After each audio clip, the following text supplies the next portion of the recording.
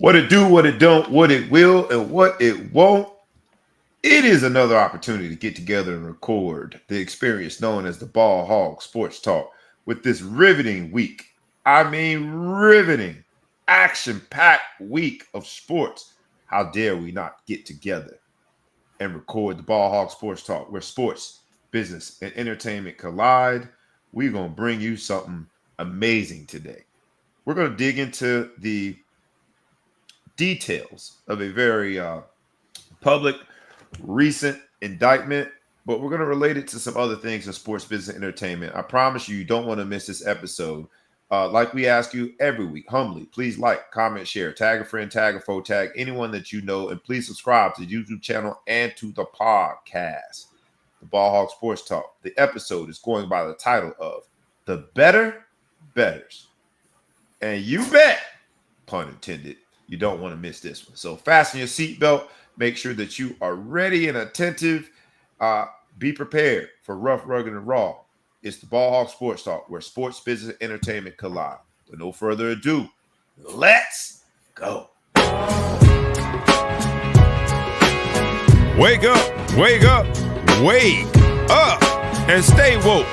Because this is the Ball Hog Sports Talk with your boy, B. Brown, ESQ, a.k.a. the Ball Hog, a.k.a. the Mouth of the South. This is the place where sports, business, and entertainment collide. And we're going to give it to you rough, rugged, and raw. So come get you a spoonful, like some grits with butter and salt. You know how we do it in the South, y'all. Make sure you do not get caught in your feelings. Strap on your seatbelt and enjoy the ride. Come on. Let's go.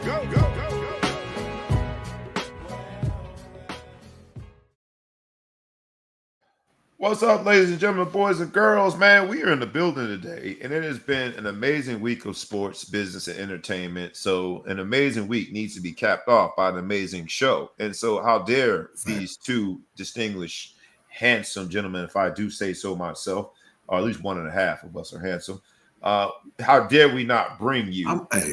I'm two. I'm not one and a half. I'm two.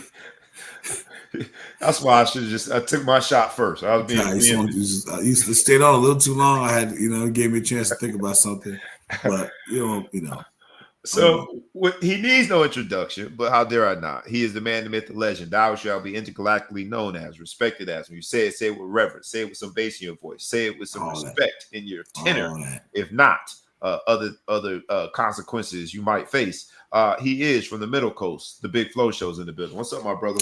Man, what's good for everybody? I've got to apologize. Life has gotten in the way. Fatherhood has gotten in the way of doing this show. I love these on Fridays. Been traveling like crazy. Couldn't believe it. Just looked up on Friday and I was going to be here. I'm like, we got to get one in. Let's get it in. But it's going to start getting some regularity coming back pretty soon. So I really appreciate all the calls and text messages asking if we're going to be on. I love that people miss not having us on the show because I miss not being on the show. So let's do it. Indeed, man. I have to echo in that sentiment and also add to it, man. It feels like I don't know how to describe it, but it's a good feeling. I'll just put it that way. It's a very good feeling when people call like, "Hey, man, what's up with the show, man? Y'all still doing the show? When is the show coming out?" So because you guys have asked, and because the sports world has allowed us this week to really pour in the sports world in the sense that we don't have a conflict. Big Flow Show is not traveling, being a great sports dad, and allowed us in the sense that there's so much to unpack this week. Let's dive in, man. Let's do what we do. So it would be silly to do anything other than, right, explain briefly why we called it the Better Bettors. We know betting and gambling has taken center stage this week. And I think in the press conference, I think in the indictments, I think in the strategic placement of certain news and certain people in the indictments and those disclosures, there's a way that the approach itself has been sort of betting. And that bet has been that most of us ain't going to do a deep dive into the information. We're not going to dot our I's and cross our T's. We're just going to circulate bad information. And the more salacious the headline, the easier it is to circulate. Fair to say. But on the Ball Hawk Sports Talk, we go deeper than that. And so they might have misjudged their bet when it comes to us, because we're going to dive deep into what this week looks like. When the FBI comes knocking, it's just a general rule, no matter who the director is. We're going to talk about James Comey, the former FBI director. We're going to talk about Kash Patel, the current FBI director. But when the FBI comes knocking, just a general rule, they normally have their ducks in a row. Mm-hmm. And so yesterday, minding our business, doing what we do in the Ball Hawk Sports Talk community, taking over the world. I know that's what most of y'all are doing.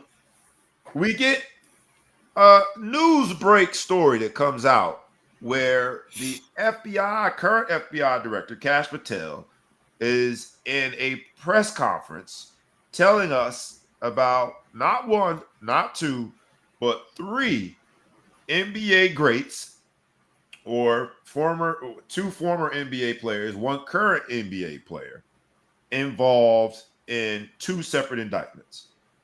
So that news comes out, and you think what, Big Flo? Because I think you, just like the rest of us, we just living our lives when this news breaks. You think immediately what?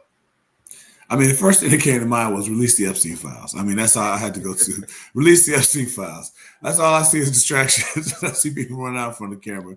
The second thing that came to mind was, I didn't know that the mob was still around. I thought that they Kaiser Soze. I said, believe that they still, the Genevieve family. I felt like I was watching Goodfellas. Again, Genevieve, it was some names in there that you're like, wait a minute. But I kind of believe it, because that Patel guy looked nervous.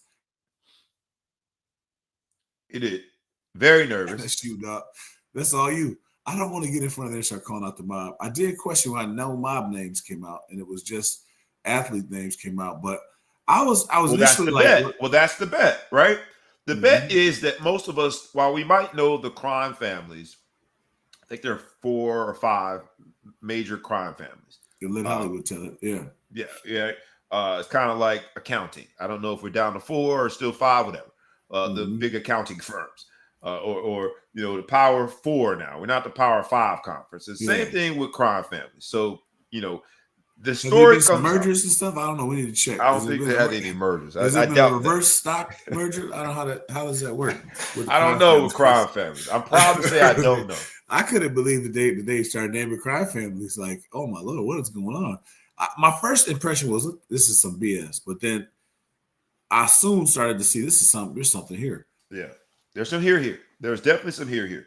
And let's get into that here, because you named Chauncey Billups, Mr. Big Shot. You named Damon Jones, who is sort of positioned between the two indictments.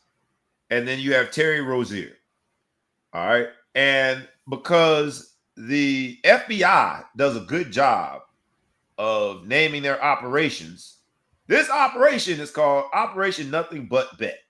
You got to give them an A there in terms of naming the operation.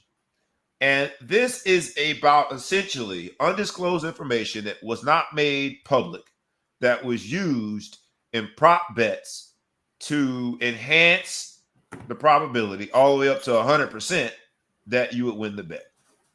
All right. So Terry Rozier is at the forefront of this particular indictment. Terry Rozier is currently in Miami Heat and was not playing well. This is supposed to be the year where we got some value out of that trade as a Miami Heat fan. So he's trying to squeeze what he can before the contract.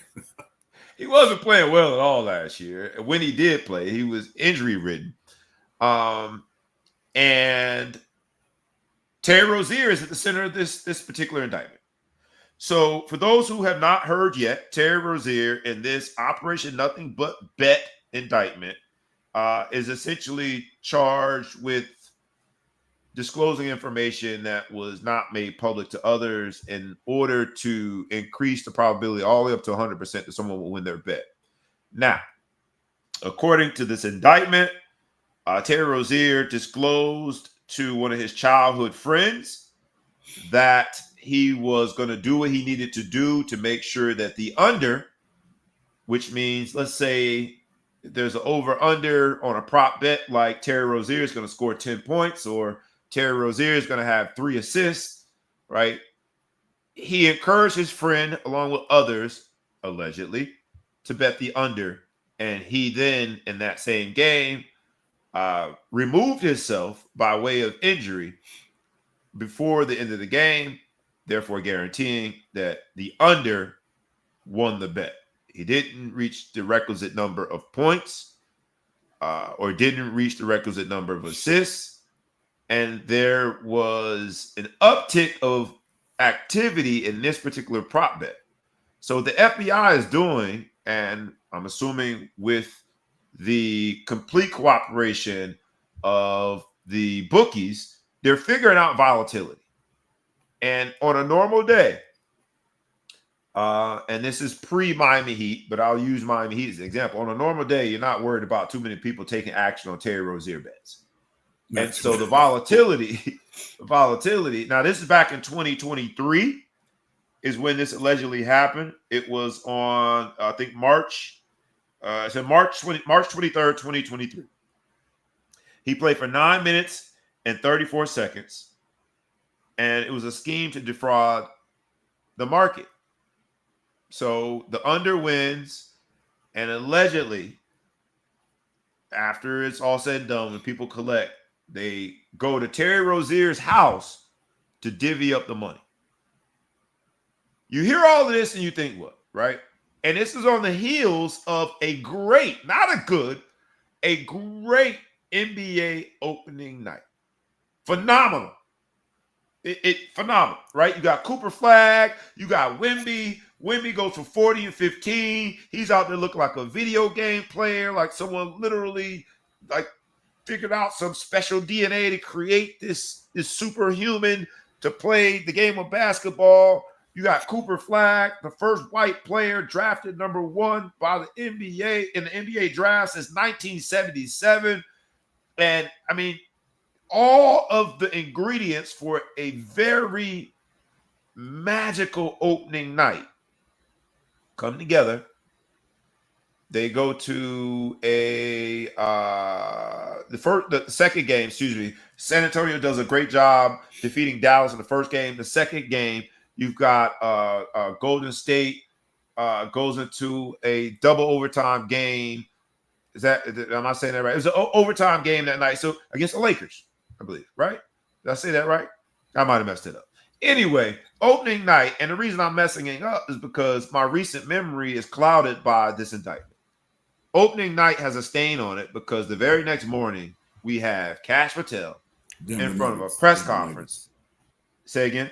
Our research team said it was the Denver Nuggets. Denver Nuggets. All right. I think Denver was last night. But either way, my point is that it was overshadowed by the press conference.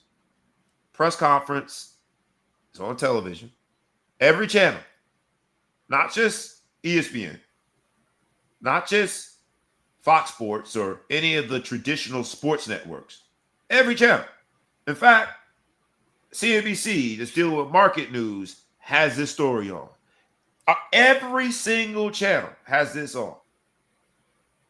What do you think when you get this revelation that now we're in the middle of something that is unique, to say the least? I mean, again, I only mildly jest when I say the Epstein Files, but I will say Epstein Files. Like, it seems like the timing of it is a very big headline grabber. The fact that they're putting a lot of these cases and lump them together to make it seem like it's more RICO when it comes within the term. Some of these things have no relationship between each other, which I didn't realize even until this morning when you uncovered that some of these things are completely different. It's interesting to have a coach that was involved, but then he's not involved because So if I'm correct to say Billups He is was an not. unofficial. The coach being my bad. Go ahead. But coaches is his is non-sports related, right? Billups is all from card games, right? His is from card games, but sports related because he was the what do they call it? The face. What do they call it? They called it something about the face card, meaning Mm-hmm. that because of his celebrity, he drew people in. So But unrelated to non-sports related is sports, when you first think the first thing you think of is he's doing some sort of point shaving, and he's not. Billups is absolutely. not. Especially because the press conference includes two indictments. One that is entitled Operation Nothing But Bet is squarely Yeah. in the face of questioning the integrity of the game. Do you But want to the take a other one, step? no. You want to take a step back and kind of walk through your understanding of it, since you were the one that passed the bar. My understanding from a legal standpoint is Just high level, like the three people involved. yeah, how the three people involved here are you've got Chauncey Billups. This is involved in a different operation we're going to get to called Operation Royal Flush. That's about the illegal um, poker games. These poker games were using a face card. Face card meaning someone to draw the uh, The victims. betters. Yeah, Mm-hmm. but they're victims. They draw the victims in, unsuspecting victims. When you get there, there are all type of James Bond 007 gadgets where they're looking infrared and so that's Chauncey Billups. In the middle of those situations, it seems like Damon Jones, who was a former NBA player at the time of one of the alleged incident, he was an unofficial assistant coach for the Los Angeles Lakers. I don't even know what the hell that means. Technically, I think you're an unofficial coach of the Los Angeles Lakers, the way you be Yeah. stumping for your boy. Like, what does that mean? An unofficial coach of the Los Angeles Lakers, right? I mean, that they let you in the locker room and stuff. You can work out in their facilities. And if you buy a courtside seat, you get to sit courtside. Okay. All right, that's what that Yeah. means. But while an unofficial coach of the Los Angeles Lakers, he disclosed to people that they should bet on Milwaukee. This was a February 9th, 2023. I'm sorry, I should say allegedly. Bet on Milwaukee Bucks because he knew that one of the players that they relied on to win would not be playing. Surprisingly, before tip-off, it was disclosed that LeBron James, who LeBron James would not be playing. You can imagine how that would tilt the scale in favor of Milwaukee to win that game. And that's what one of the things is part of his indictment. The last person is Terry Rozier. Terry Rozier is the one that is squarely in the face of what is Operation Nothing But Bet, right? That he was giving information that would help people make prop bets on his under because he then withdrew himself from the game. Quintessential insider trading, right? What I do for a living now puts me in position, and it's securities litigation where when there's malfeasance in the markets, when there is a fraud on the market, right? There are class actions that people go sue whoever the bad actor is because of the impact of their bad acts, right? What impact that had on a particular security. So let's call it Nike. Nike's selling for $100 a share, and uh, there are some new details that come out, and this is definitely hypothetical. I'm not saying this about Nike, but there's some new details that come out, and we see that Nike lied on its earnings. And so that stock goes from $100 a share down to $50 a share. With all of the shares that are purchased at Nike, that's a lot of money, billions and billions of dollars, right? That has now been lost by investors because of the malfeasance, bad behavior in the market. This is the same thing, but it's the sports equivalent of it.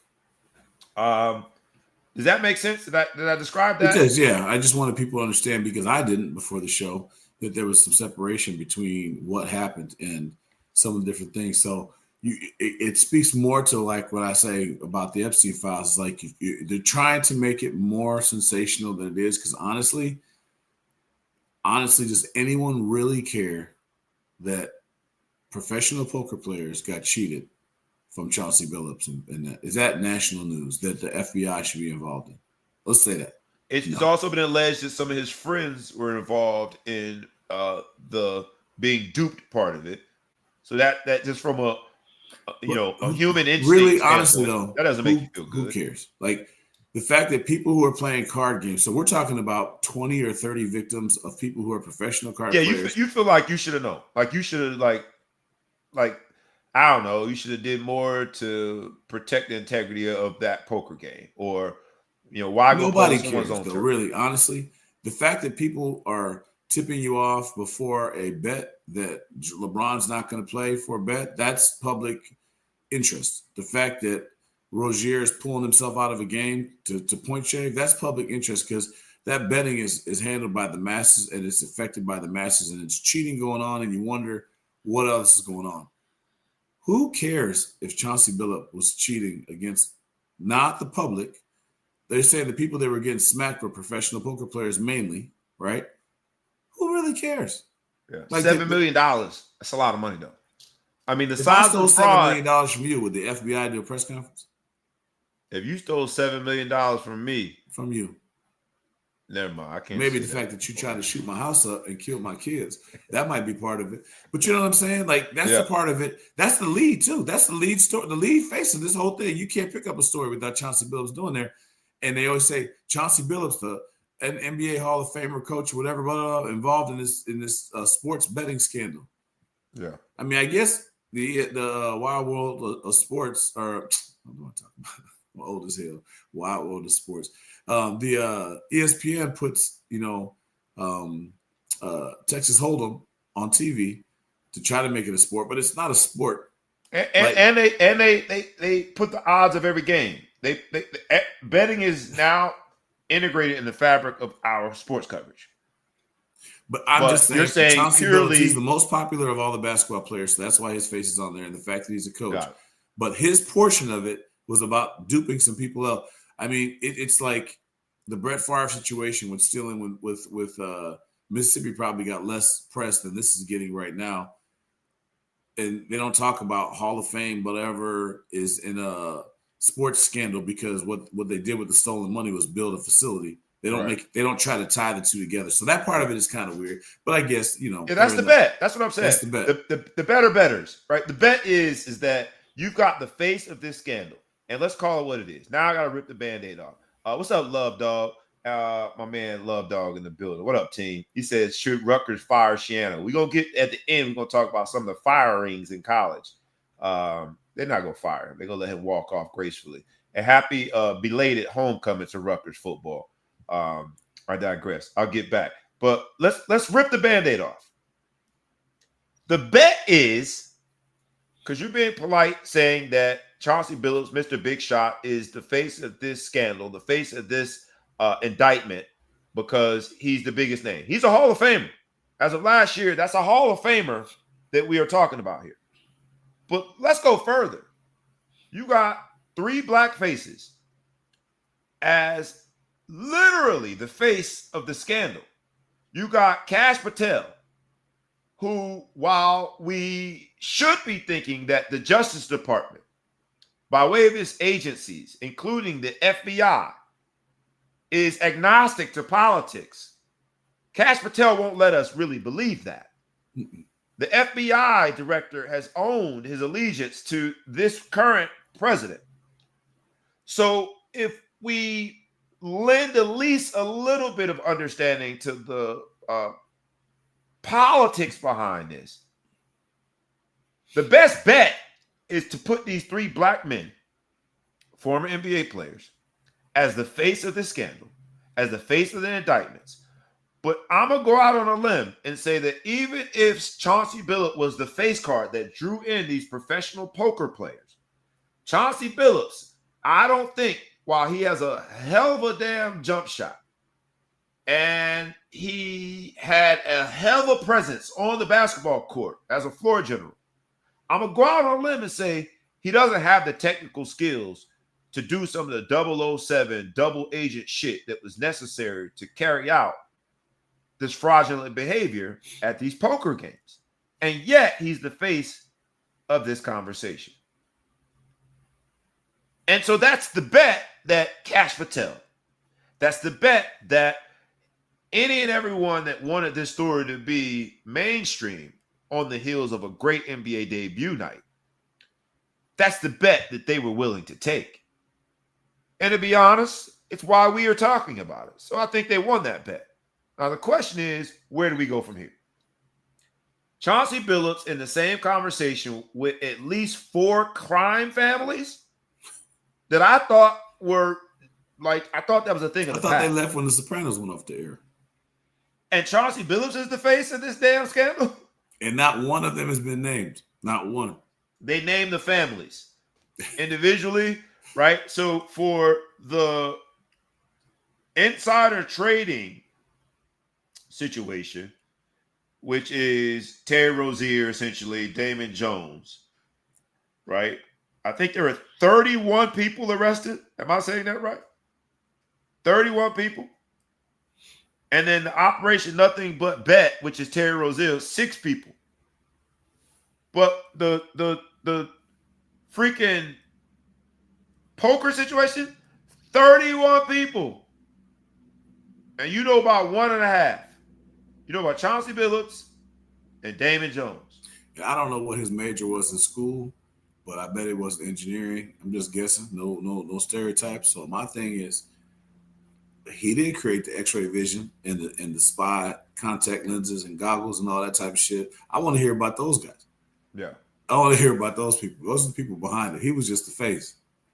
Like Michael Jordan never really had a restaurant. They just borrowed his name. The real question that has been asked to me is like, okay, so why is this a problem? And I think this is where I can connect sort of the work in the markets, right? Securities litigation and what we do in our stock market.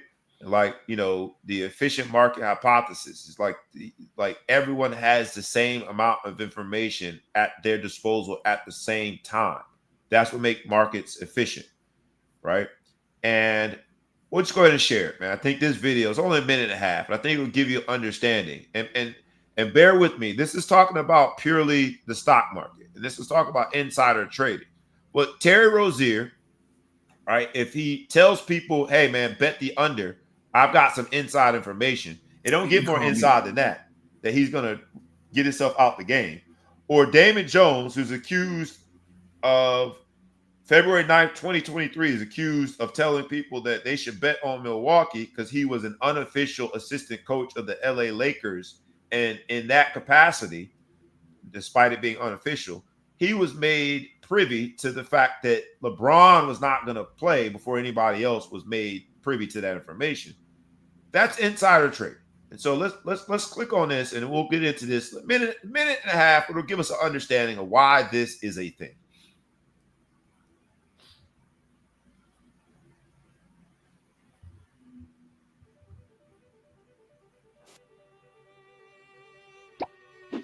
While often associated with illegal activity, insider trading actually encompasses both illegal and legal trading of securities and is monitored by the Securities and Exchange Commission, SEC. Illegal insider trading occurs when a person uses material, non-public information to make a decision about buying or selling a security. The SEC has prosecuted insider trading cases against officers, directors, and employees of involved corporations, as well as people who are considered tippees, such as friends of the corporation's managers. They have also prosecuted lawyers, accountants, government regulatory bureaucrats, and even printing company employees who had access to public offering documents before they were issued to the public. The SEC defines legal insider trading as corporate insiders, officers, directors, and employees trading securities issued by their own company. When a corporate insider buys or sells his company's securities, this trading activity must be reported to the SEC, which then discloses this information to the public. Even though the trading is disclosed, corporate insiders can only trade their corporation's securities during certain windows of time when there is no material, non-public information that might affect a buyer or seller's trading decision. Insider trading can undermine the integrity of the financial markets. By aggressively monitoring it, the SEC helps maintain confidence that the markets operate fairly for all participants.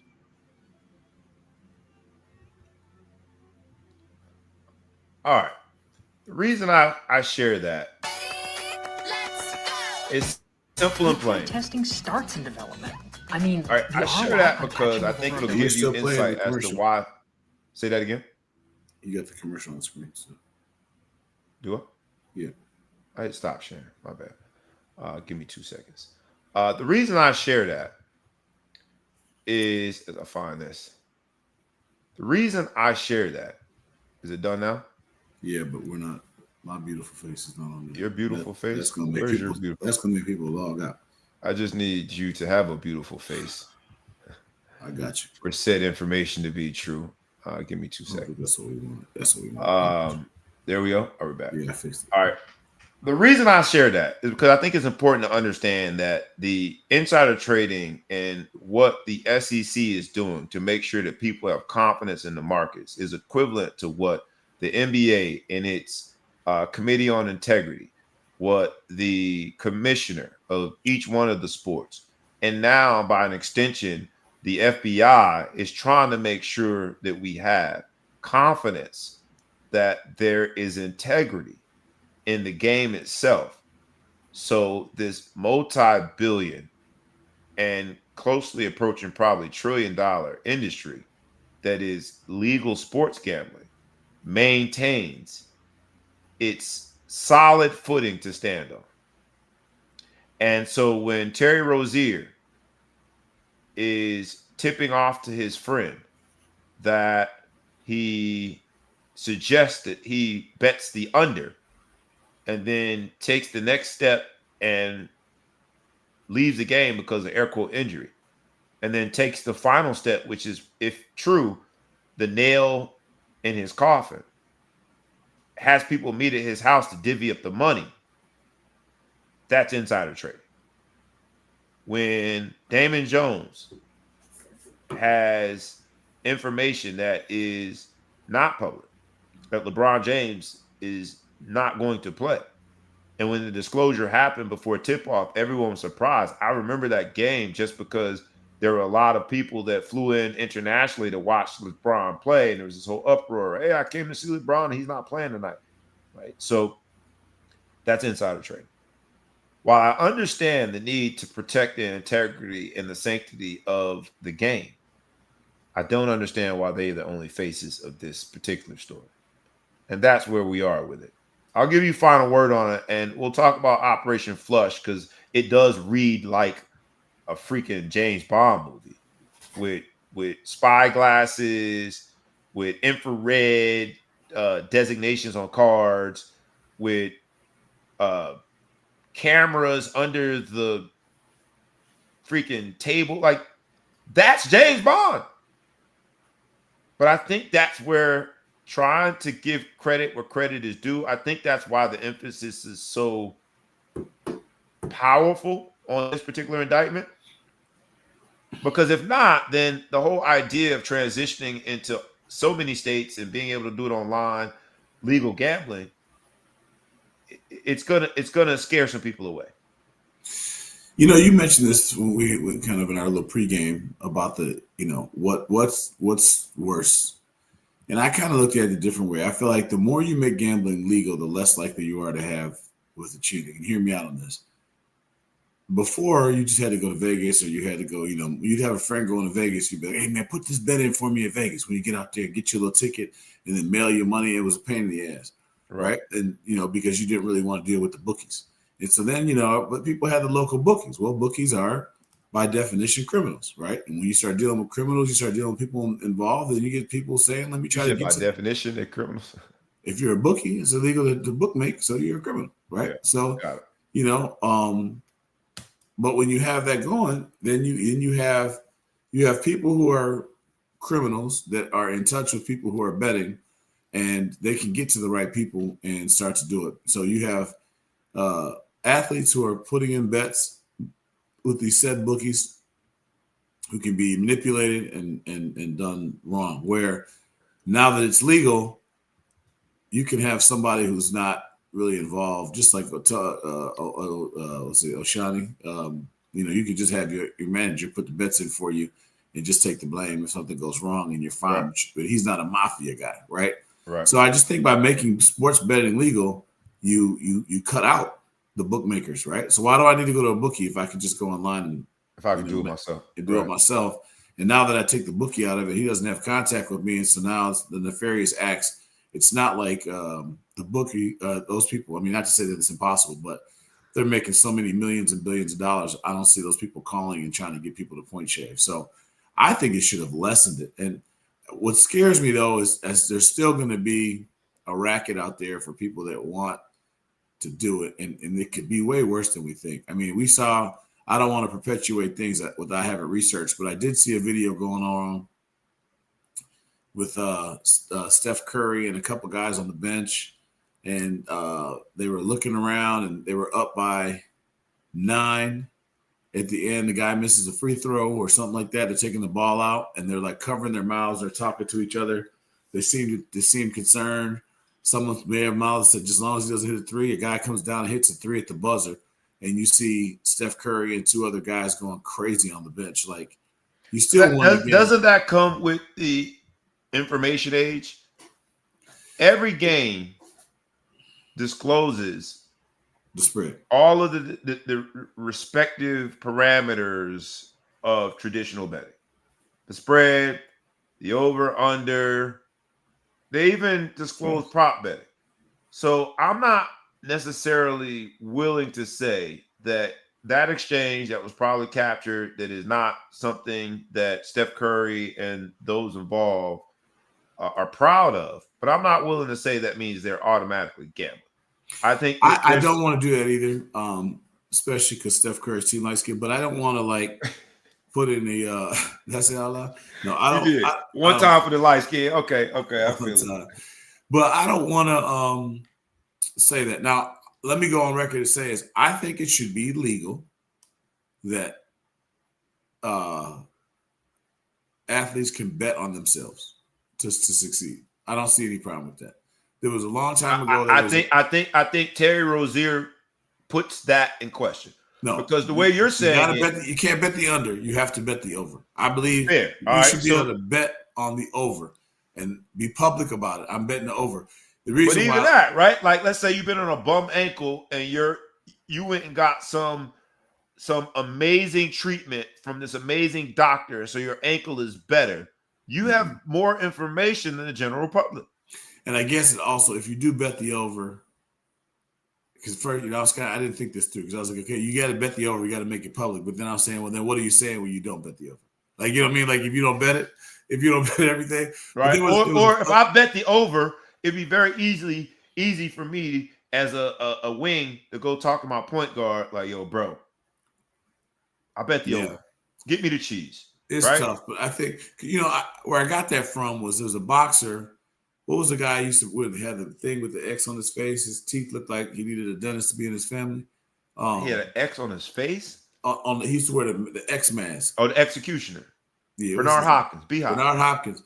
Yeah. Bernard Hopkins got that where he had that ink on his back, that betting site. Remember when he came out that fight? I do remember that. And they paid him $1 million to wear it, and he said, "Nah, just take that $1 million and bet. I'm going to bet on me to win the fight." Yeah. What was wrong with? What's the difference? I guess, yeah, but it's just I don't know. You have a lot more control over it as a boxer. I get your point. No, that's even worse. I mean, it's just on you. If you're betting, maybe you shouldn't be able to bet on your prop bet because then you could take too many shots and do something stupid. But if you could bet on your team to cover, I think that should be allowed. I guess it's easier just to make it illegal. But are we, and I'll wrap it up because I guess this conversation, while nuanced and layered, we're thinking about it in a way that is forward thinking. Mm-hmm. But ultimately, are we just opening Pandora's box here? Well, Cash Patel and Damon Jones, Terry Rozier, Big Shot Billups, while they are the source of the conversation right now, are we opening Pandora's box? Because sports betting is here to stay. And now, on the heels of the new regulatory decision that college players can indeed also participate in legalized sports betting, are we just opening Pandora's box? Because Yeah. Charles Barkley tried to sort of say rhetorically, like, you making $9 million. How much more can you make? $9 million more. How about that? It's Or the more. thrill. Like People bet. that rhetorical Most people question don't is bet for silly. the income; they bet for the thrill of winning and being excited. Now, here's one thing I'm I will sorry, say. Shaq said it. I might have attributed that to Charles Barkley. My bad. Shaq. But on that Shaq's stage, money so long. Shaq's say money again? so long. His money's so long. What would you? It's so right. He owns everything. But to ask that rhetorical question, how much more money can you make? I could double what I'm making. And that means I got double the life, double the enjoyment, double the opportunities, double the trips, double the. What do we like? I think people who say that don't bet. I don't think most bettors bet as a source of income. They bet for the thrill of winning. You know what I mean? Like, which is why I say that conversation on the sideline between Steph Curry and team could be more about the thrill of not winning because they didn't necessarily bet on it, but you can win without. So there's getting some money. things in there that you got to look at. They're covering their mouths, right, on what they're saying, and they're trying to be slick and they're doing whatever. And it could be something small, and their bet could be $50. It doesn't know what it is. The fact of the matter is, right? It could be push-ups. It could be push-ups, right? which I think I'm telling you, if you haven't done it, bet somebody 100 push-ups 10 at a time whenever you call for them. That's the best bet I've ever had. Me and my brother-in-law used to bet like that against Notre Dame, Purdue. 100 push-ups, 10 at a time whenever I want. In the middle of a party, drop it, give me 10. It's the best. It's better than money. It's better than the little $100 it could have given me to watch this man. It's like I'm in control of this. Put his drink down and give me 10 push-ups in the middle of a party. Fantastic. So anyway, I do like that. That's a great bet. And I was equally as happy as well. More happy than the money that he could have. Hey, you were one of the better bettors, my man. Yeah. So at the end of the day, I do think that we kind of brushed over some of this stuff here, and I want to kind of back up. When you just said, ironically, at the time where they just caught up, some people were involved in this are saying that college people can bet on pro games. And I Googled it, and it says pro people can't really bet on college games. They're not supposed to bet on sports at all. And I start to think of it because I always think there's a conspiracy and a deeper thing to it.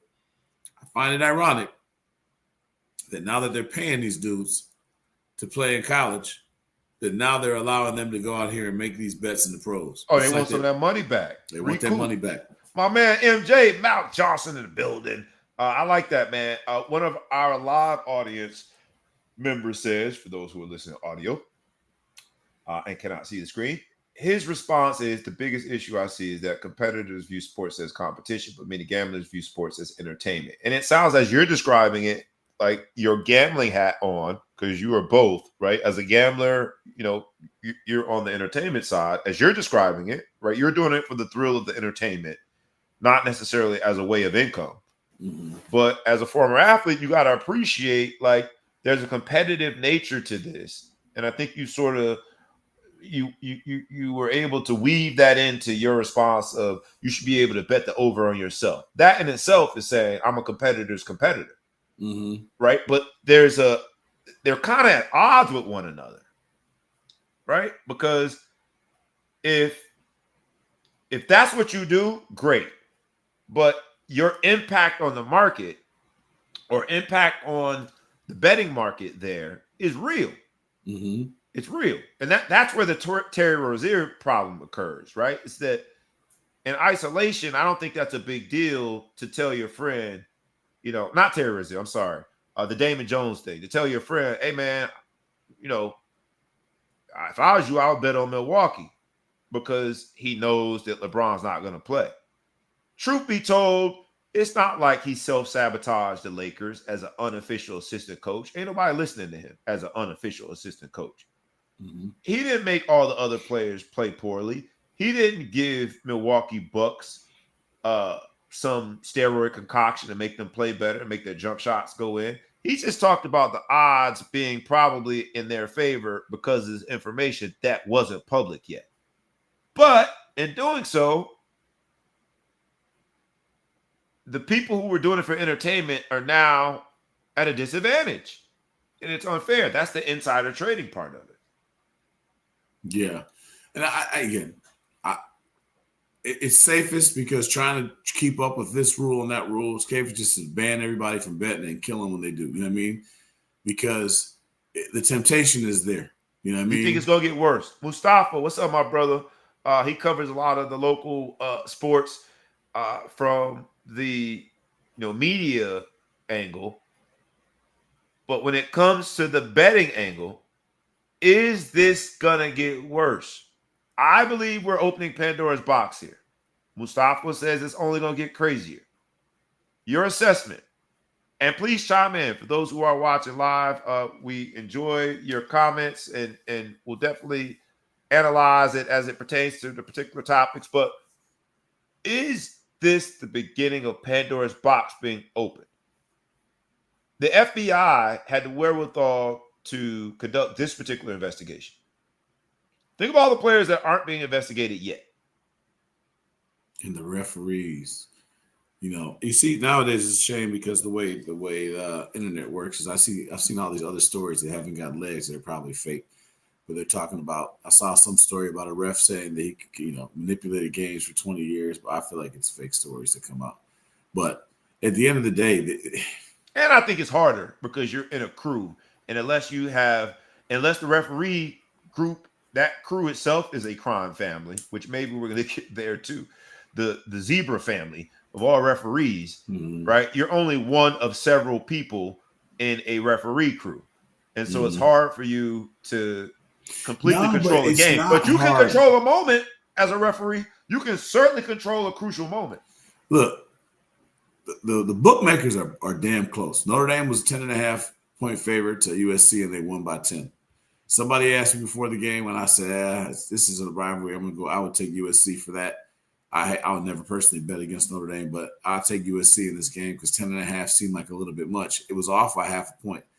How hard is it? The football is probably and they mentioned it on the telecast. Yeah, but for a basketball ref to affect the game by 2 points is simple.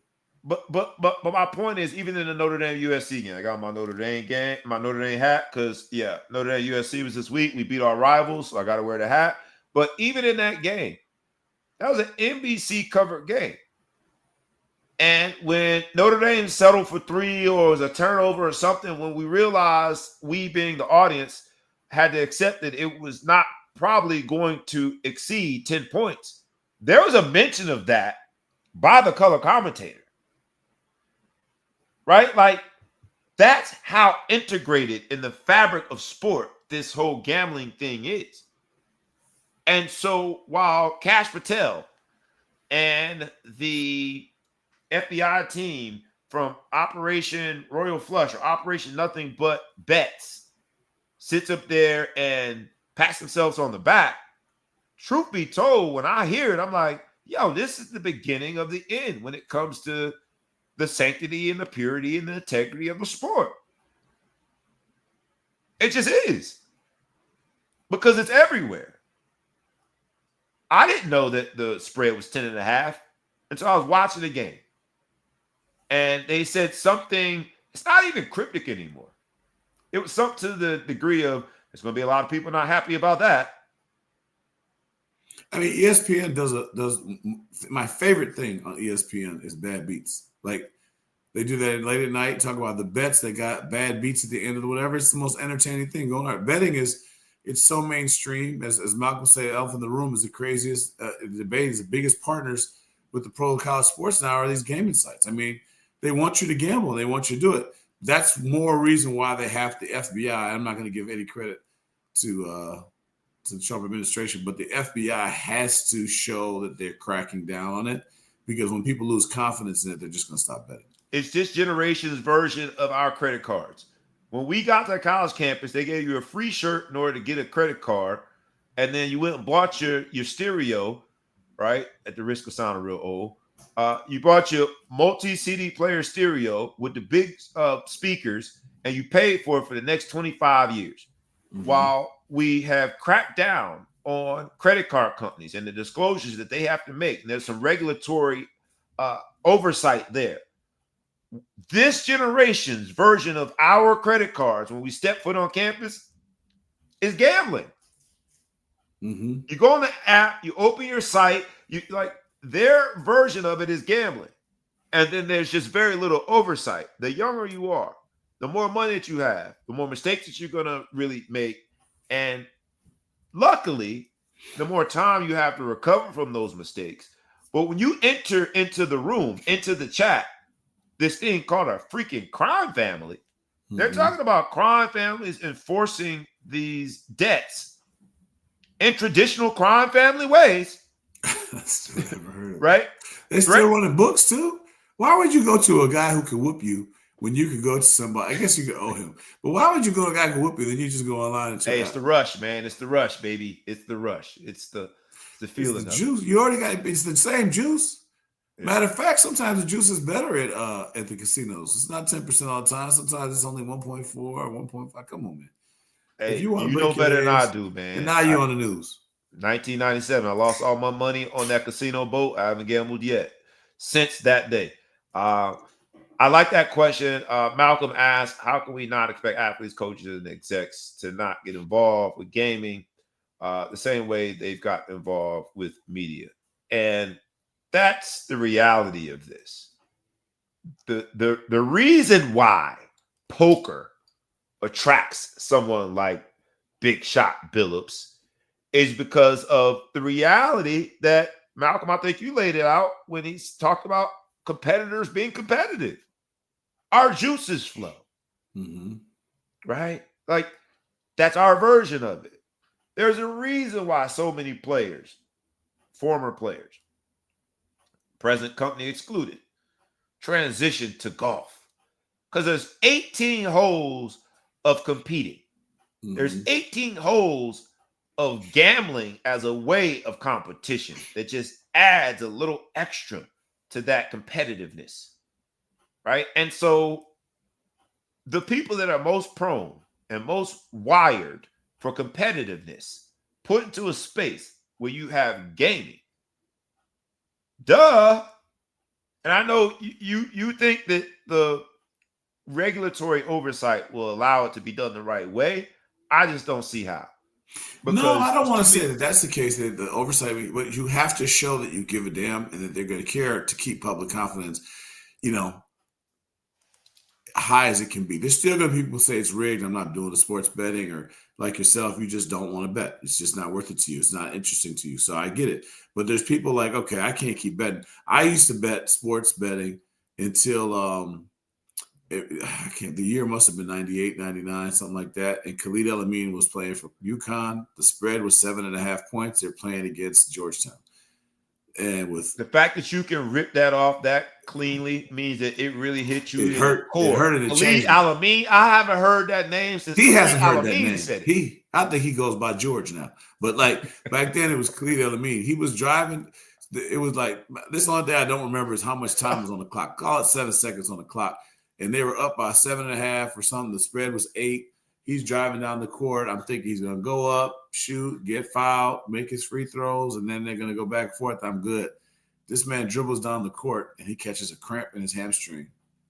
I've never seen it before or since. Dribbles to the side, calls timeout. They get the ball. They dribble the clock out, and I lose. And ever since then, I said, this is rigged. How the hell you get a cramp? I've never seen it before. But yet you still gamble. That means you just got the endorphins, man. You like risk. I'll do a little bit of we were doing a little segment on when we had Cheeky Black on here, and he was giving us our bets, but he started losing, so I didn't want to lose viewers because his bets was costing me money. But I like to do parlays because if I bet $100 and I win $100, I don't care. If I bet $100, I lose $100, I'm pissed off. So the risk reward wasn't there for me.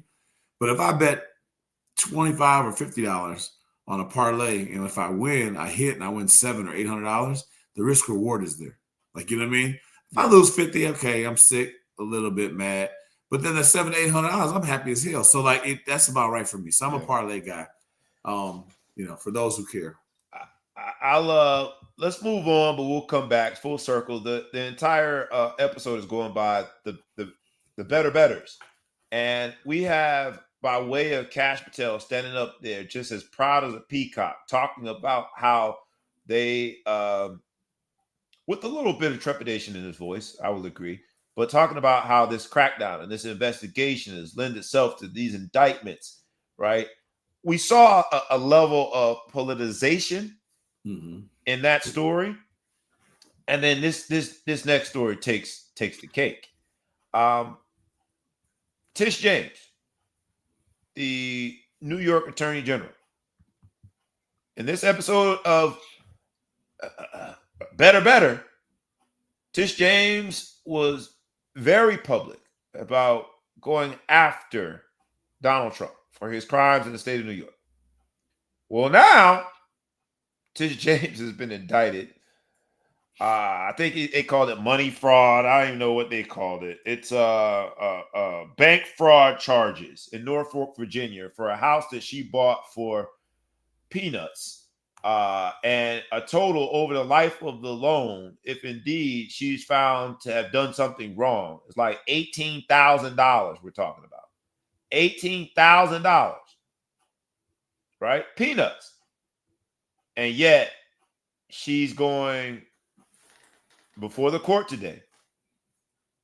And the politicization of this whole thing, I think we're all betting on. Well, did she get a lower rate because of her position? Yeah, I think it was like she didn't disclose. I think she said it's going to be her primary residence.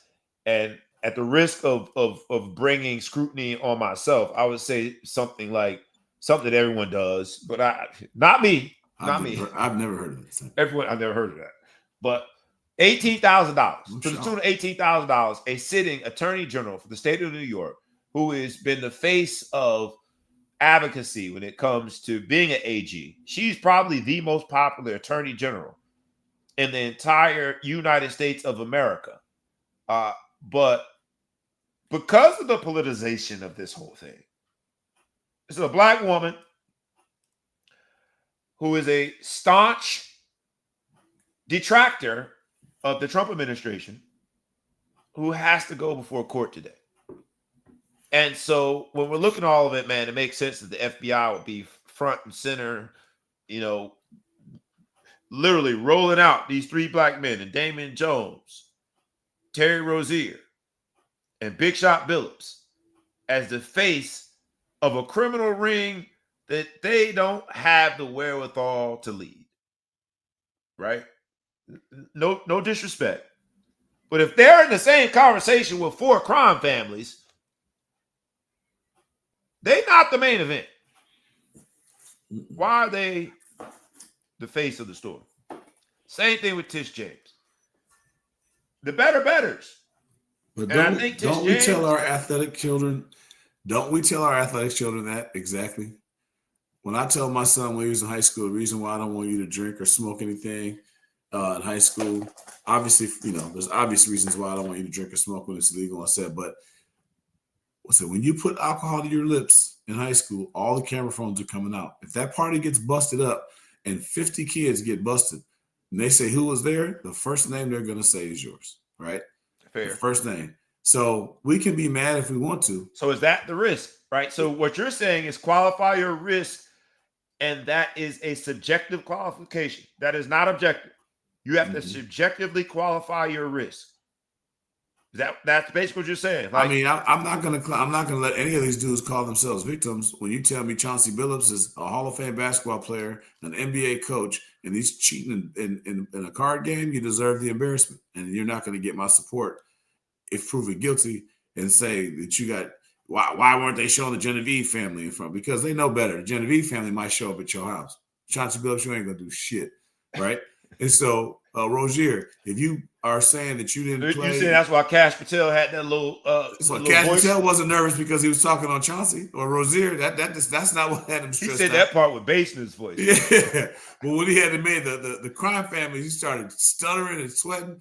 But if you decided you wanted to get in somehow through your NBA career with guaranteed contracts and all this money, not even being that much of a household name, although they're saying that Rick Pitino is a link to all of them. So Rick Pitino has a link to all of them. He coached all of them. So they're saying that. But besides that, you're not even a household name, and you had tens of millions of dollars in the bank, and you want to work on a bet that you're dropping up money because you want to say you got hurt early.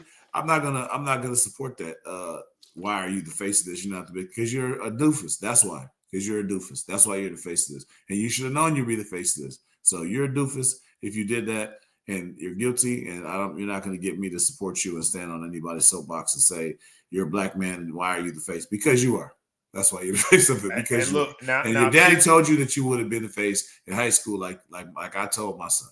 He told you to, and you still did that stupid and shit. now Tish James, one of maybe 4 black attorneys general in the United States right now, is the face of like the agenda. It is what it is, man. Right? But even her, if you going after Donald Trump, and you know on whatever you went after, and I don't like Donald Trump, I like seeing him ruffled and whatever, but you know he's the most vindictive man out there. You know you're doing this, and you said that your primary residence wasn't your primary residence to save a little bit of interest. What they said that she falsified bank statements to receive more favorable loan terms is what the charge essentially. And you are the attorney general. Shame on you. I want to back you up, but shame on you. You know what I'm saying? I want to say that too, man. But to get more favorable loan terms, shame on you. You make good money, attorney general. We all know everybody in politics. Pay the higher rate. Pay the higher rate. Pay the higher rate. 18,000. You can say you can in one tone of voice you can say she's getting prosecuted over $18,000. In another tone of voice, say you risked all that shit for $18,000. Fair. Fuck is you doing, Touché. man? You are. Your chin was. You should have thought about that when you indicted Trump. Like, you know what I'm saying? Like, hold on, man. I can't indict this man. I know I ain't really come full transparency when it came to them loan docs. Them loan docs. If that loan doc wasn't sitting on your shoulder when you're doing something like that, you put yourself out there. You can't do it. So hey, it's too bad. And I'm. So you're saying as a bettor, she's not a better bettor. She's not a better bettor. That's a bad. Don't bet with her. When I look at her, I'll take your action. If she tells me places bet, no, I'll just take your action because I know that you don't bet right. Stephen A. Smith. Stephen A. Smith is in the news because he is on a podcast tour getting some stuff off his chest. And I think in doing so, what he has just come to the conclusion of, and he's going on traditionally, from an audience standpoint, right? Mainstream black podcast. You got Carmelo Anthony's podcast, 7 p.m. in Brooklyn. He went on, he didn't go on there, but they mentioned it also on Club 520, which is Jeff Teague's podcast. Jeff Teague called out LeBron. It's like, you talk about LeBron, it's like, oh man, you funny, but you'll get a call like, hey, yo, right? Nah, we ain't doing that. So Stephen A. Smith, if that's the case, if Jeff Teague is right, something as simple as an off-color joke about LeBron James warrants a call from, according to Jeff Teague, some higher-ups. And he didn't say any names. He didn't talk about higher-ups being associated with the NBA or associated with media, associated with Clutch. He didn't say any of those things. He just said some really high-profile people calling his phone, essentially like, yo. Nah, off limits. You don't talk about LeBron like that. If that's true, then Stephen A. Smith doubling down and wagering an even bigger bet, calling out LeBron, calling out others. And truth be told, because this was in response to the public response of his interaction with Jasmine Crockett, the congresswoman, Stephen A. is also making the bet, black folk, you can't do nothing to me. I don't care if you disown me. Stephen A. was saying with his chest this week on any platform that will let him say it. Do you think that this is the right bet for Stephen A. to make?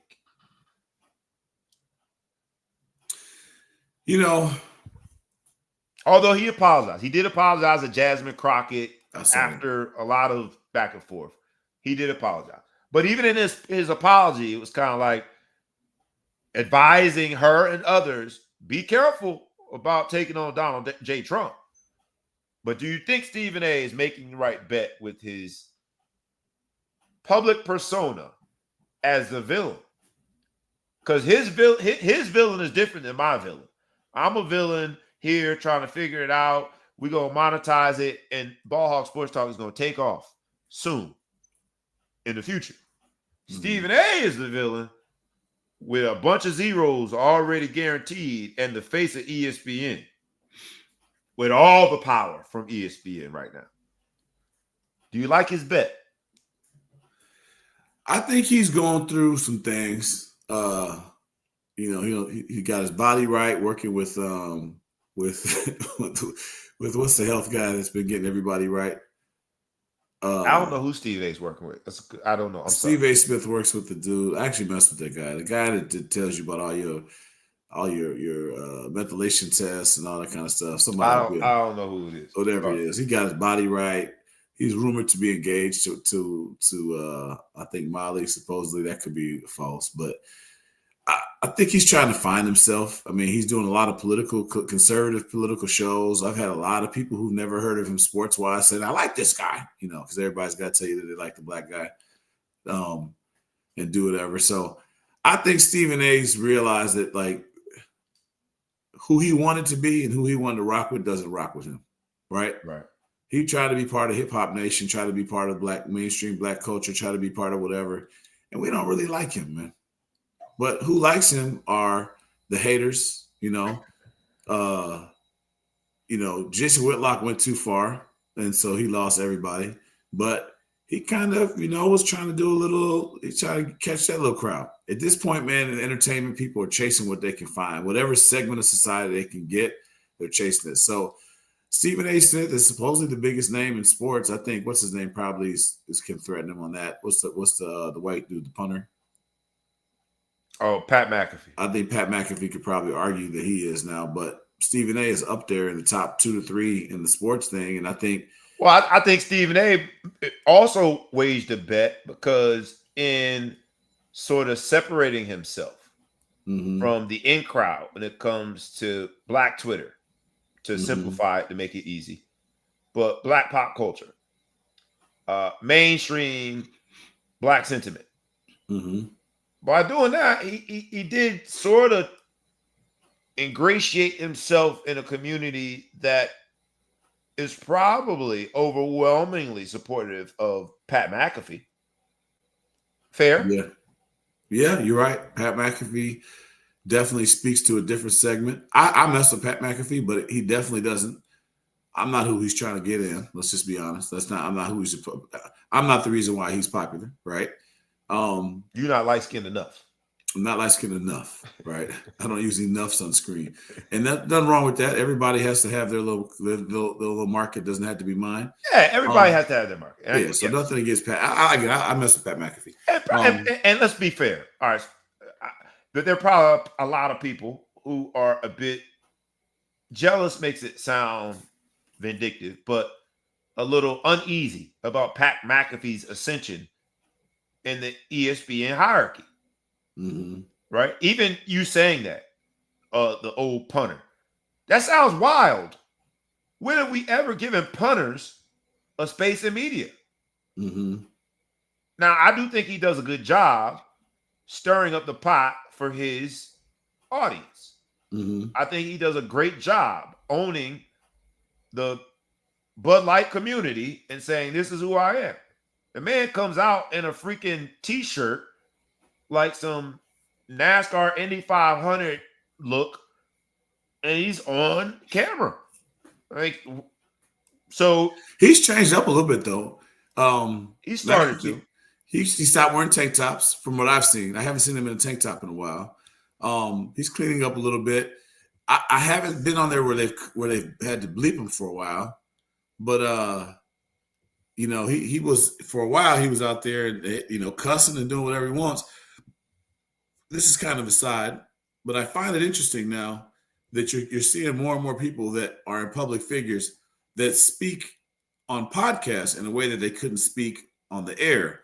And I always thought that their personas carried 24 hours a day. But it seems Stephen A is using profanity on these podcasts. Yeah.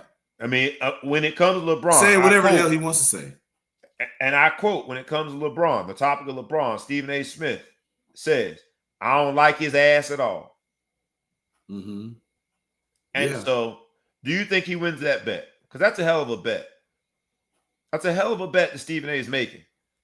And it has proven, at least in the political ranks, right? Because there's the politics that has been thrown into sports, and then there's the sport of politics. At least when it comes to political ranks, it's proven unreliable, right?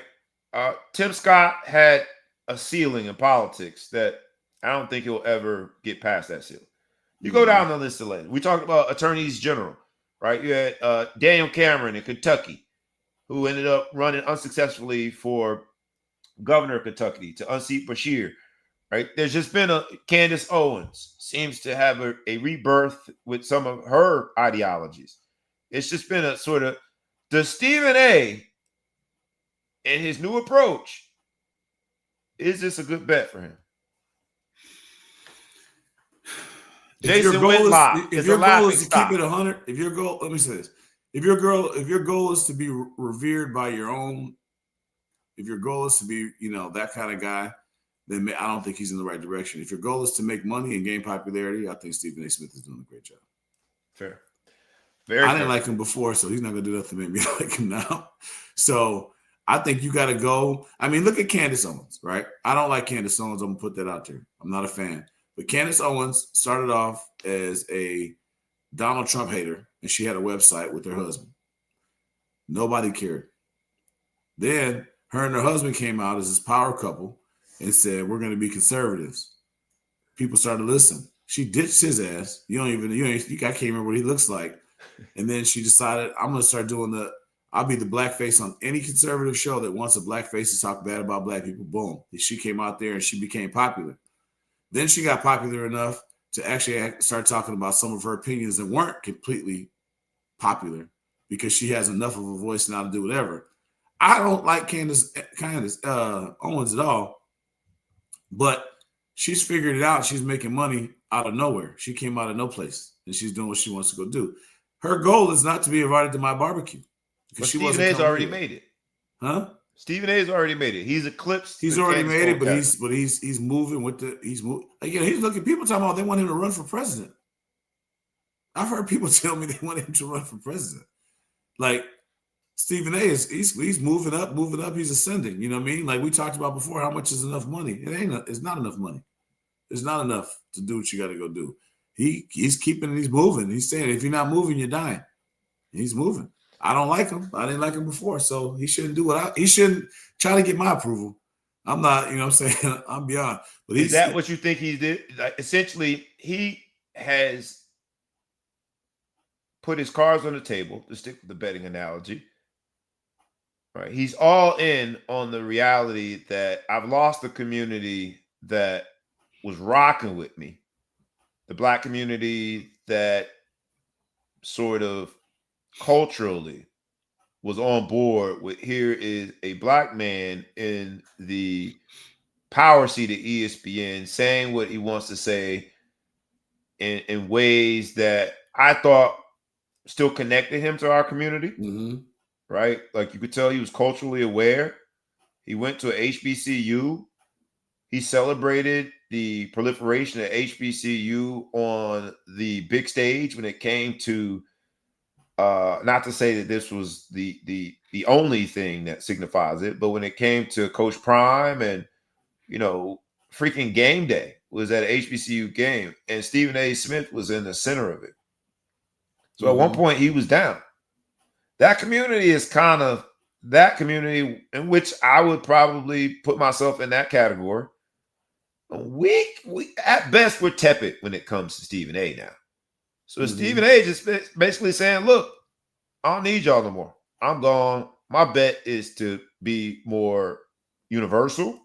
Mm-hmm. I'm going to play to the middle or to the right and take a very political strategy to his new persona.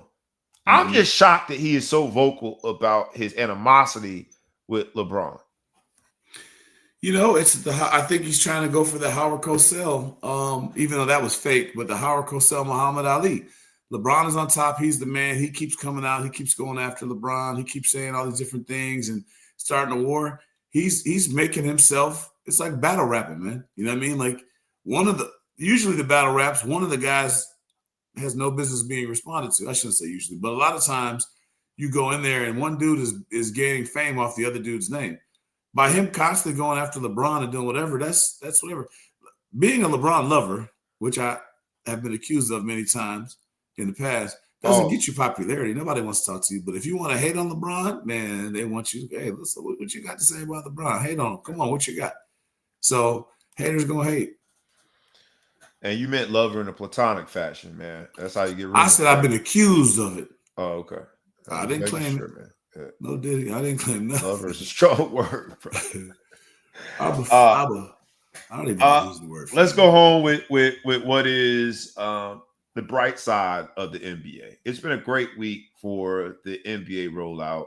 The Warriors last night were able to beat the Nuggets in overtime. And while the story of the game should have been Aaron Gordon scoring 50 points, which, what?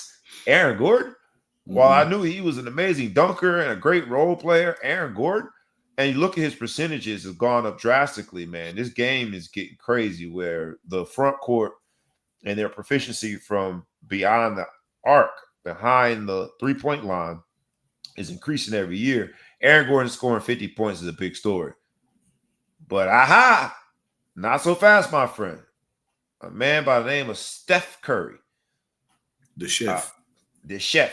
Steph Curry was cooking last night, man. 42 points, the one that took him to overtime, the tying score with about 21 seconds left, ultimately ended up being the score that took them into overtime off of a screen, no space whatsoever to make a shot, man. That dude's amazing. Steph Curry's amazing. The NBA's got to be happy. What you would think. I mean, just basking in glory before, the FBI and your man, Cash Patel, gets in front of that microphone. The NBA had to be happy. But great game last night. Nobody was happier than the people on the Epstein Files. The Wemby performance on opening night against Dallas, 40 and 15. Bruh.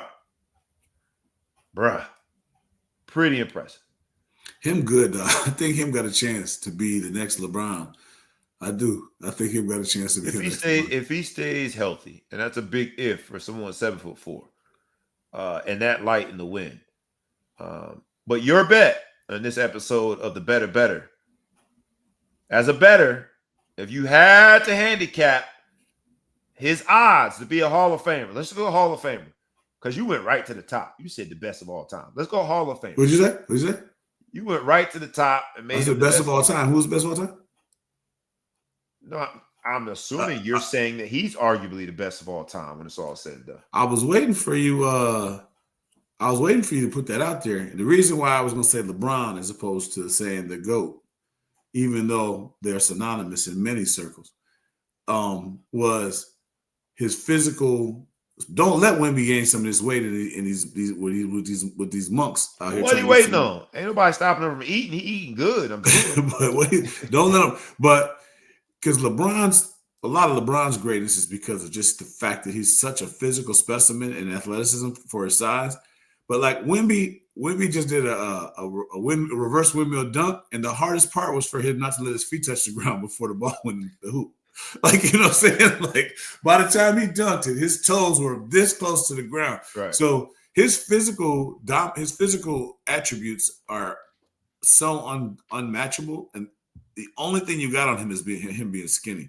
Yeah. And so I say LeBron because Jordan, while Jordan obviously was a great basketball player, it wasn't like nobody else was 6'6". It wasn't like anybody else was like, Jordan did it off of skill, not just because he was just physically a monster. LeBron is a freight train of a basketball player, and Wemby is the tallest ever. So I said the next LeBron is the next unstoppable physical force, not necessarily as far as the GOAT. But I think if to put a jacket on, unless he gets major injuries, I can't see how that's not going to happen. He has a jacket on. The better. If I have to handicap it, and I'm forced to place my money, you got to place your money on the fact that this will be yet another year. I think it's been since 2018 that someone born on American soil won the NBA MVP. You look at SGA in his first two games, while OKC has had not one but two double overtime games, right? The first one against Houston, which was, I thought, a phenomenal game. That's the one I couldn't remember earlier in the show. At this rate, they won't have the legs to play in the playoffs. But SGA had 55 points last night.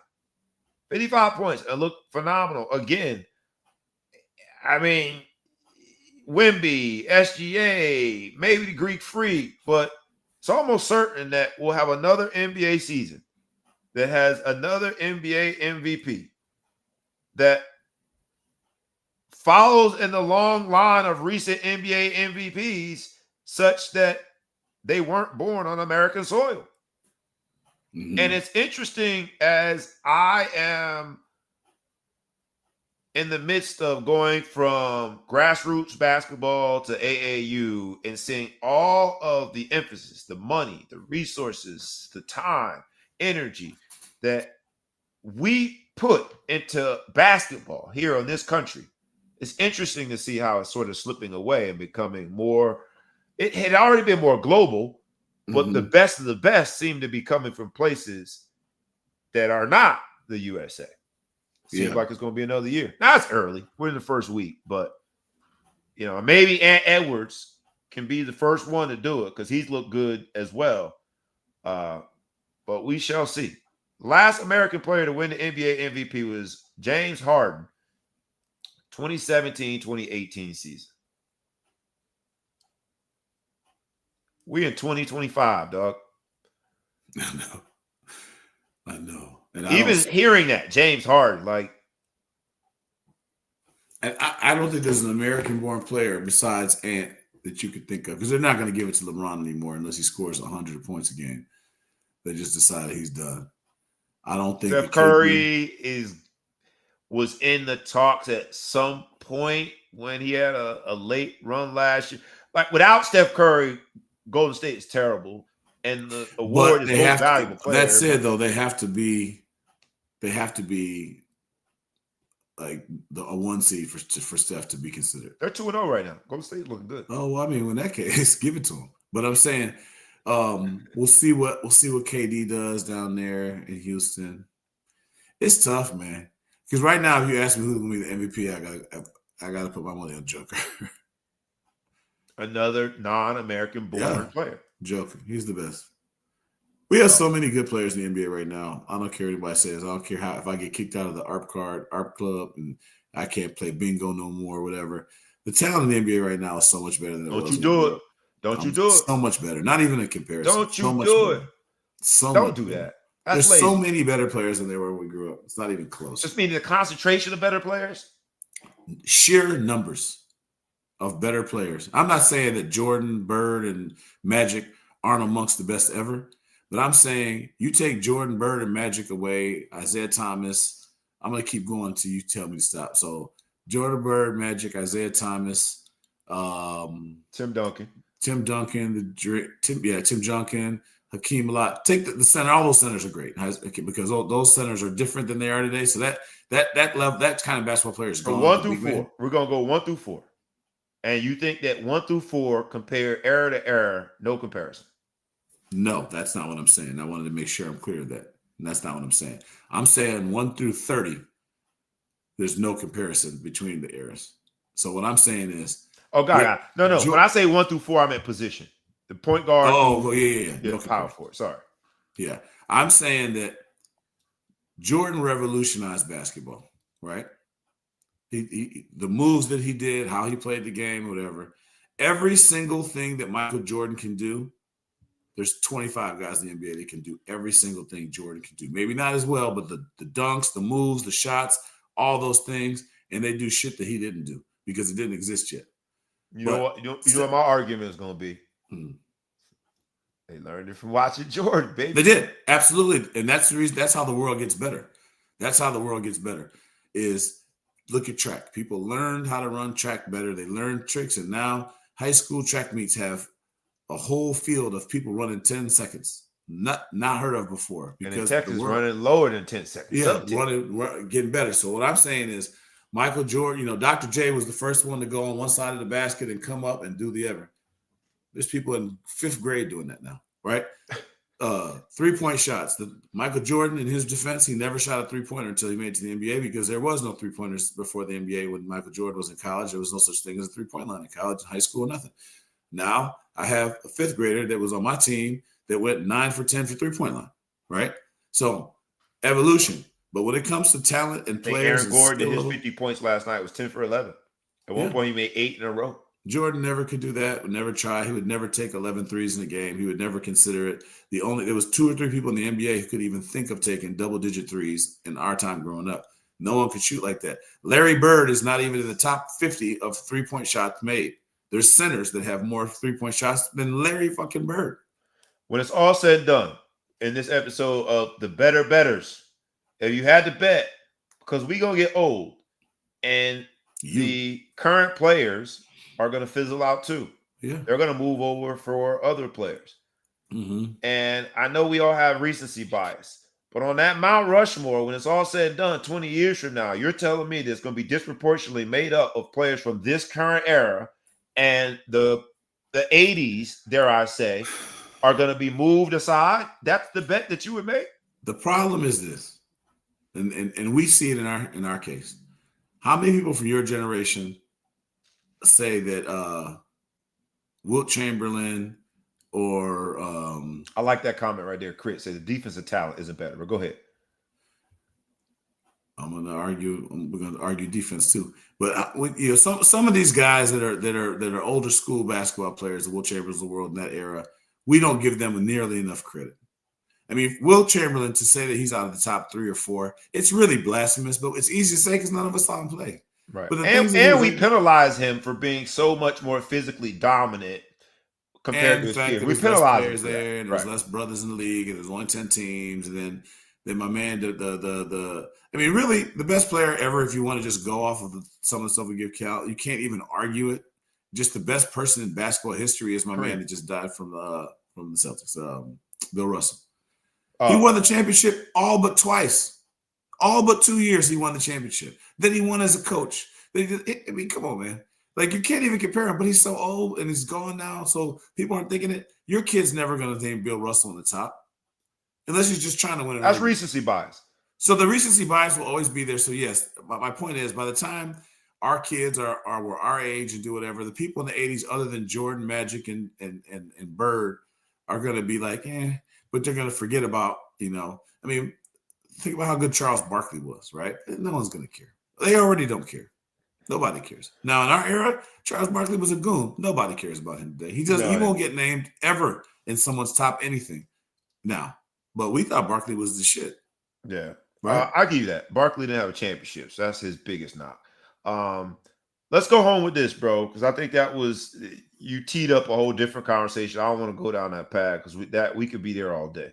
But I have circled it. We're gonna come back to that eventually. NFL, just want to at least bring up the fact that the Chargers whooped up on Minnesota last night. Carson Wentz looked pedestrian. He looked hurt. So it looks like J.J. McCarthy is going to be coming back. And Justin Herbert looked pretty good.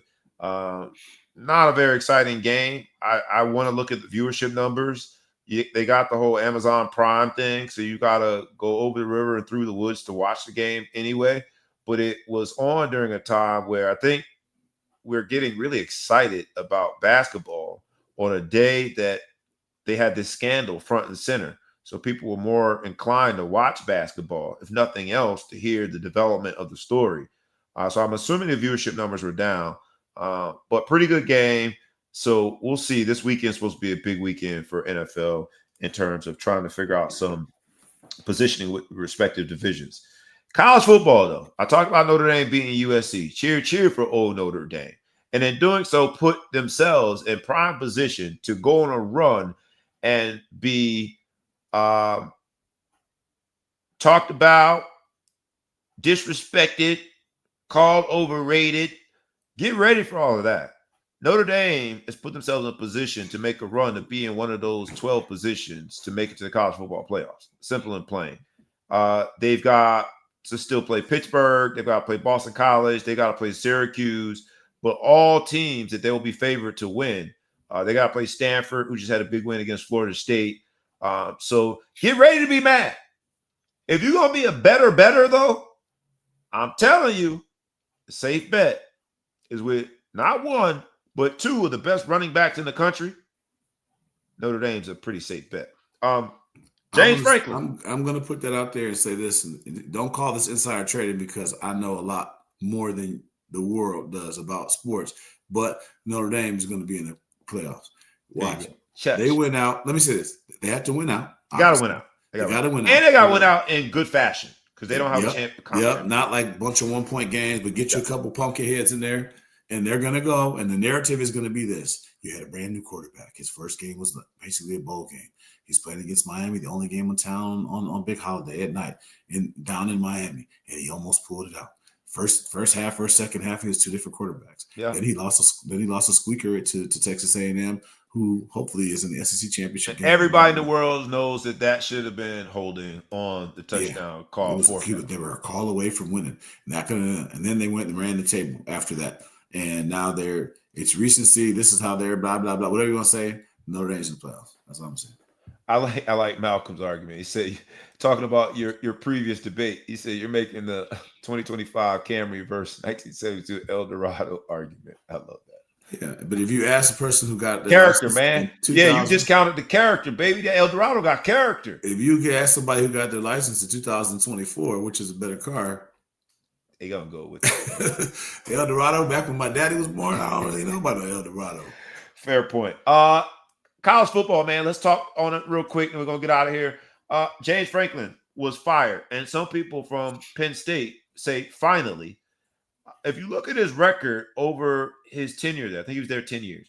You look at his record, his overall record wasn't bad, but then you look at his record in big games versus ranked opponents, it was horrible. It was abysmal.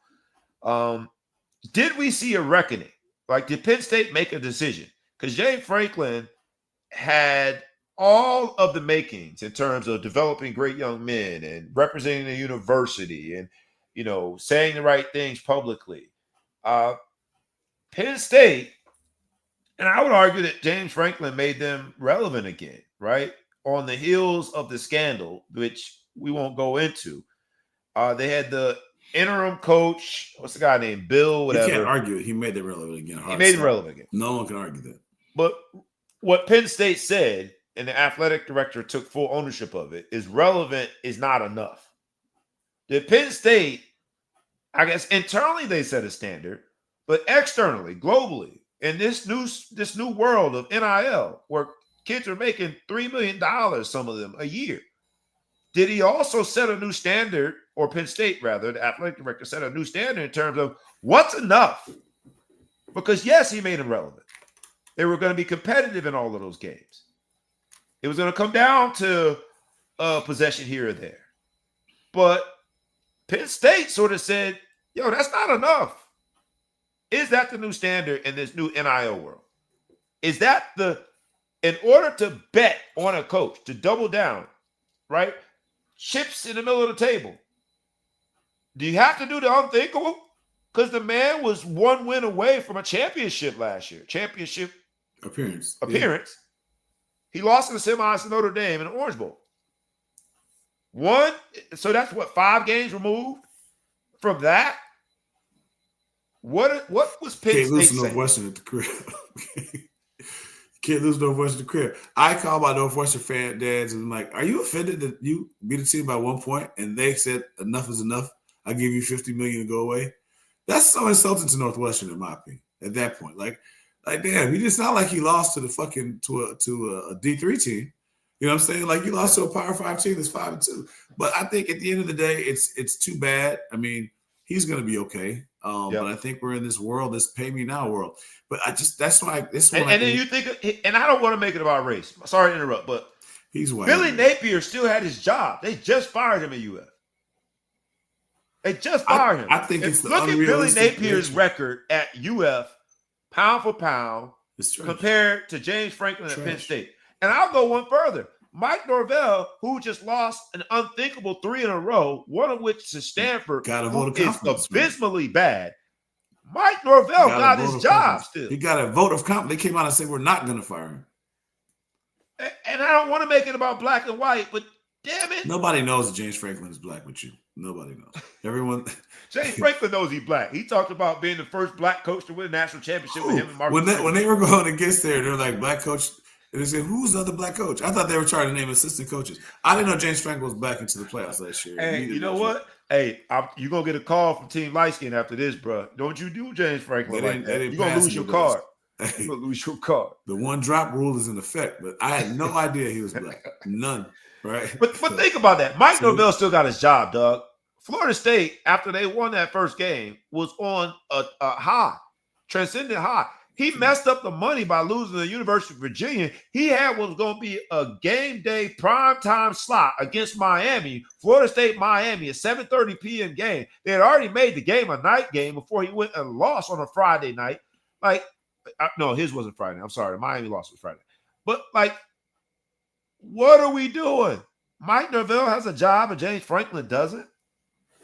James Franklin about to get hired, though. Somebody's going to hire his ass and pay him. It don't make a difference. He's going to get paid. If you just like, I mean, look at what's his man name at Clemson? Dabo. They're trash on his own terms. Yeah, they're trash. They're not going to do that to him. So I'm not going to go racial on that. I'm just going to go stupid on that. They were going to fire Ron Day, and he won the national championship. They were going to fire him last year, and he won the same year they were going to fire him. He won. They were definitely going to fire him. They were going to fire this man. He had to win the championship to keep his job, and it's just probably some people are like, damn it. Like, you know what I'm saying? Like, you can't make people happy, man. Fans suck. The fans are the downfall of everything. But as long as you keep buying tickets, people are going to keep going and buying liquor now. Now, you guys have gotten us getting – NIL has got us buying liquor at games, so the fans are only going to get worse. It's trash.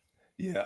Let's go home with this, man. This is our Ball Hawk Spotlight moment, right? On the heels of us talking about these coaches. Let's look at a man by the name of Kurt Cignetti, who in 2019 was the head coach of James Madison. He made $425,000. 2020, James Madison, $437,750. 2021 at James Madison, $459,638. 2022, he made $500,000. 2023, he made $677,000. All good money. He gets to Indiana in 2024, takes his team on a magical run with a lot of transfer players, loses to Notre Dame in the opening round of the college football playoffs, but makes $4.25 million in that 1 year. Gets to the point where he is 6-0 this year. Has a major Big Ten win against Oregon. And gets newly negotiated terms. This man is making $8.3 million this year. Going to be making $11 million next year. And an increase of an increase is so crazy that I messed up the number. 1,612% increase in his salary from 2019 to 2025. I bet God bless America. He got to change his phone number, boy. All the people, all them cousins that need a little bread. You know what though? He's going to ruin football for new coaches, like coaching jobs. Everyone's going to expect that be. This man went to Indiana, who's a basketball school. They don't claim football one bit. Definitely don't have the NIL money of Ohio State. He's lost 2 games since being hired. One to Ohio State, who won the national championship, and the other to Notre Dame, who lost the national championship. His 2 losses. Those are his 2 losses. It's 2 losses. He beat Oregon, who's got the a New York Yankees payroll, right? Yep. Unlimited payroll. They got $700,000 running backs that are asking to be redshirted to sit on the bench, do whatever. Beat them in Oregon. This dude has done the most phenomenal job that you could ever do with the program in 2 years. And talk shit when he gets out there. He got that Baker Mayfield to him. I fuck with Cignetti. I like him, man. And Indiana, hats off to Indiana for being smart enough, because now they're the number 2 team in the country, being smart enough to renegotiate that deals on the heel of James Franklin being fired. You talk about a better better. University of Indiana made sure that their bet was well known, and they bet on their guy and paid him handsomely to support that bet. So don't you dare take a job tomorrow and talk about I can't win. Give me 3 years. You better say you better pack a lunch. Man, it's making guys like, I wasn't gonna say his name because personally I like him, but I'm gonna say his name. It's making guys like Brian Kelly look really bad. Really, really bad. You went down to the SEC with all the talent. You faked an accent. You did all the stuff, and you can't win all these games. And you cannot win. And that was your sole reason you wanted to go coach better talent to win the big games. Chutch. With that, man, it's been a great week. We appreciate everybody tuning in. I know that this story is going to continue to grow in terms of this FBI scandal. But we'll stay tuned. The latest, right? Because literally it's going to continue to grow. The latest is it has been reported that somehow, some way, the big ticket, Kevin Garnett, was involved in one of these high-stake poker games. So the name, when I tell you the name, like the joke, find out the big ticket finds out that you cheated, he might whoop your ass. Yeah, you better be careful. Look, the running joke that I love Gilbert Arenas, but he's been telling this joke that he's a snitch. Once you start talking about crime families, that joke ain't funny no more. Snitching and all that ain't funny no more, and that's where we are. 6ix9ine made snitching cool, so now everybody think it's cool. It's cool to snitch now. All right. But this has been our episode of the Ball Hawk Sports Talk. It has gone by the title of the Better Bettors. Like we ask you every week, we ask you humbly, please like, comment, share, tag a friend, tag a foe, tag anyone that you know, even as you look on or watch it after the taping. You can do all of those things. Please subscribe to the YouTube channel and to the podcast. It's been a great show. The Ball Hog Sports Talk is where sports, business, and entertainment collide. We do it one way and one way only. That's rough, rugged, and raw. Put this in somebody else's hand. Give them a gift, man, because this has been some good content. It's been riveting. It's been informative. It has been the Ball Hog Sports Talk. So no further ado, we're going to get out of it for the weekend, man. Y'all stay blessed, stay encouraged, enjoy all the sports this weekend. There's some good stuff coming on, so make sure that you stay tuned. We'll see you guys very soon at the Ball Hawk Sports Talk, where sports, business, and entertainment collide. We is out. Peace.